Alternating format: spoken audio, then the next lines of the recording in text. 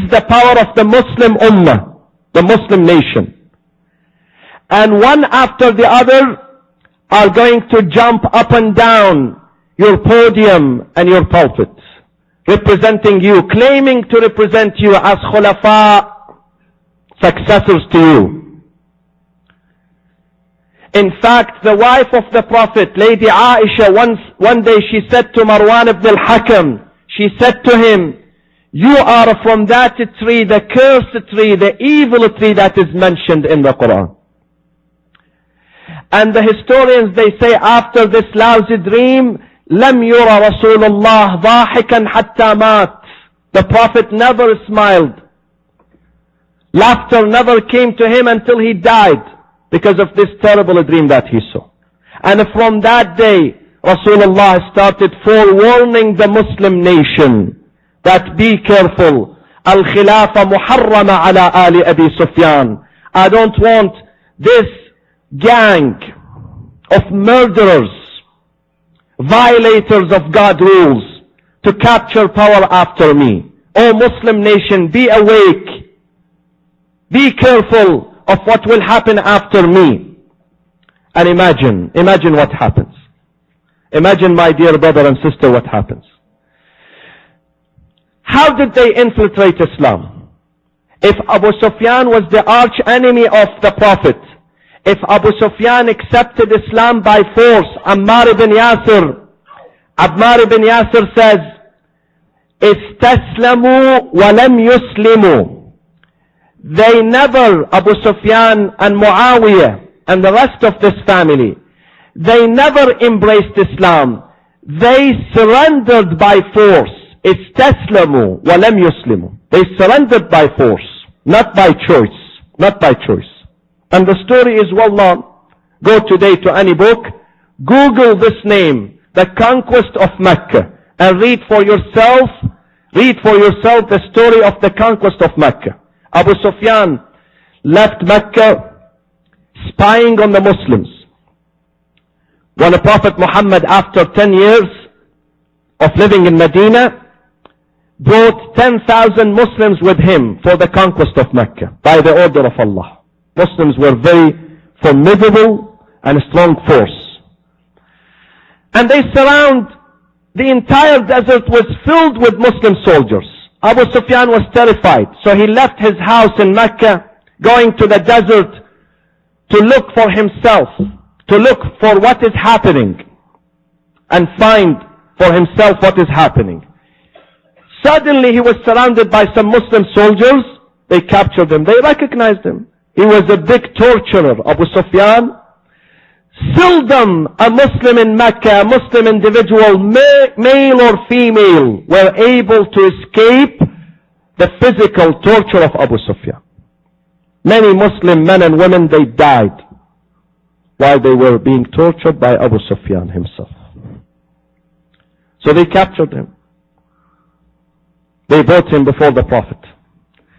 Rasulullah sallallahu alayhi wa sallam said to him, Ya Aba Sufyan, Ama ana laka an tashhada an la ilaha illallah.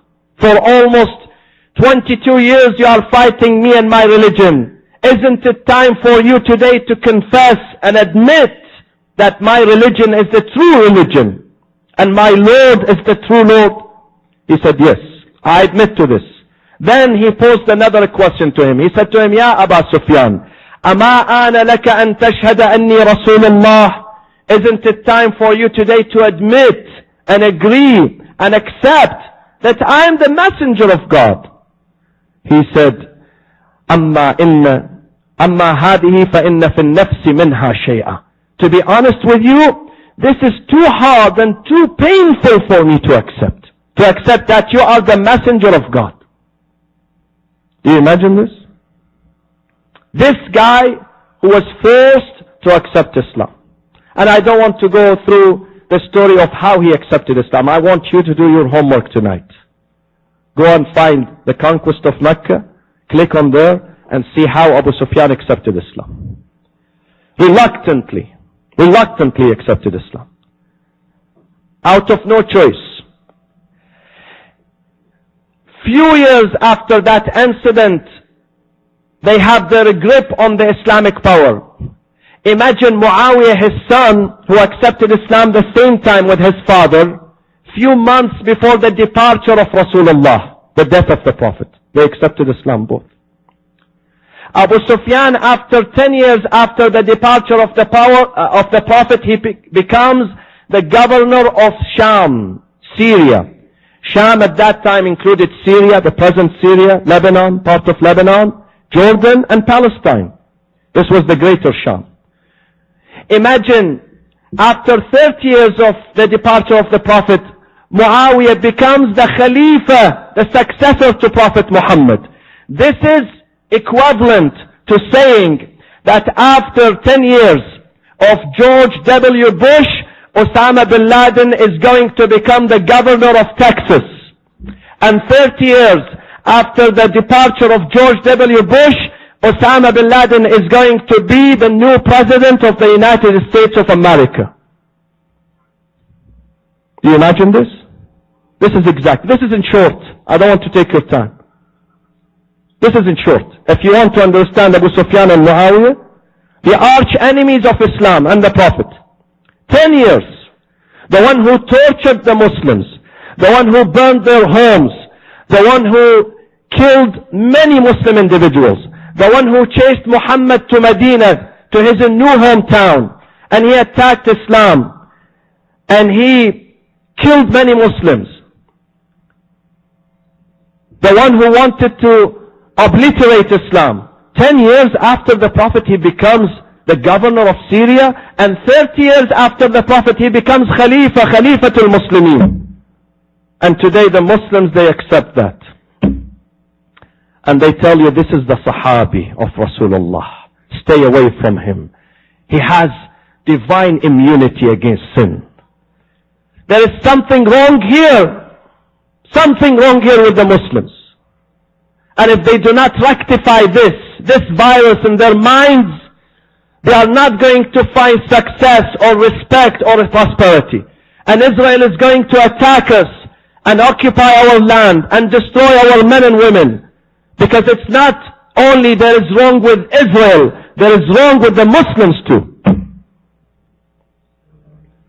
There is fundamental wrong with the Muslims, with the Muslim brain. And I take this opportunity to get my voice to my brothers and sisters in Gaza, in Palestine, that the road for victory and triumph goes through the gate of Ahlul Bayt and Imam Hussein alayhi salam. Enough is enough. Look at your past.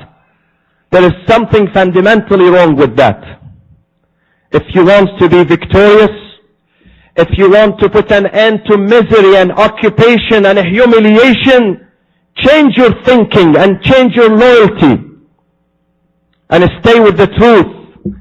Allah said on the tongue of the Prophet spoke on behalf of Allah on the day of Ghadir, وَانصُرْ مَنْ نَصَرَهُ وَاخْذُلْ مَنْ خَذَلَهُ. Oh Allah, whoever stands with Ali where the truth revolves around him, عَلِيٌّ مَعَ الْحَقِّ وَالْحَقُّ مَعَ عَلِيٍّ.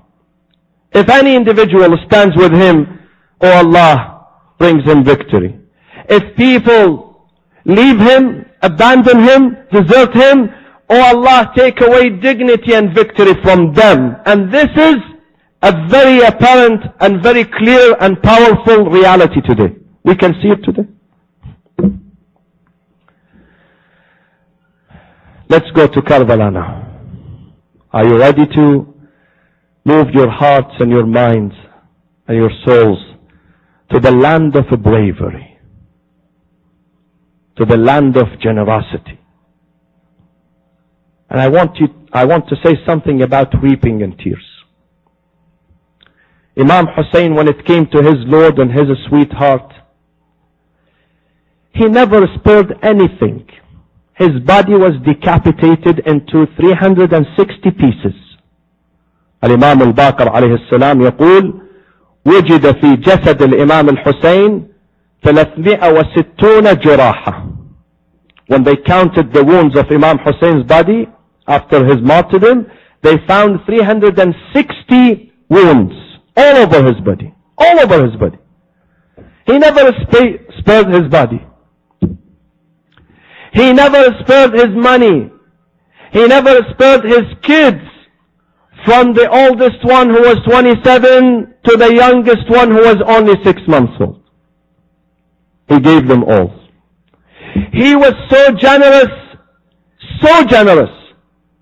in giving everything he owned to his Lord, to his sweetheart. And yet, he's the slave of his Lord. Do you think it would be difficult or impossible for his Lord, who's the most generous, to give Imam Hussein everything possible in this life? Do you think it's impossible? It's not impossible. Imam Hussein, who's a human being, gave everything for his Lord. Do you think it would be impossible for his Lord,